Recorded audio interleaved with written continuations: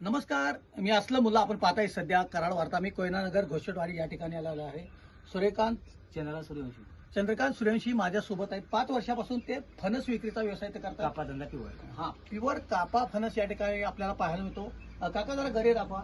आम्ही ते गरे सुद्धा घेतलेले. अतिशय गोड आणि स्वादिष्ट कापा फणस आहे. कोयनानगरला पावसाळ्यात लाखो जे पर्यटक असतात ते भेट देत असतात आणि याच घोषटवाडी या ठिकाणी येत असतात, फणस खरेदी करत असतात. मी माझी विनंती आहे की आपण कोयनानगरला आल्यानंतर घोषटवाडी या ठिकाणी नक्की थांबा. तुम्हाला कापा फणस अतिशय सुंदर स्वादिष्ट असते. गोड गऱ्याचं हे केंद्र आहे आणि फेमसही आहे आणि काका सुद्धा इकडे फेमस आहे. फणसाची मी तुम्हाला दृश्य दाखवतो.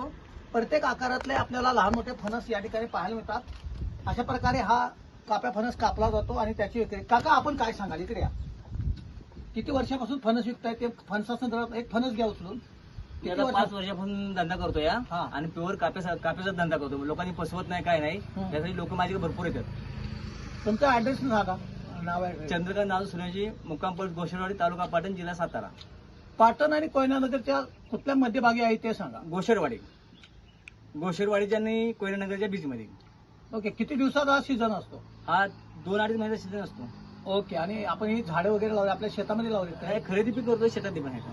ओके. 5 वर्षापासून हे करतात. हा, हे धंदा करतो. काय टायमिंग आहे आपल्या दुकानचं? दुपारी गाडी सकाळी 9 ते संध्याकाळी 5:30. 5:30. सकाळी 9 ते संध्याकाळी 5:30. फक्त कापा फणस आपल्याकडे. कापा पण बिंदास घेऊन जाणे. नमस्कार.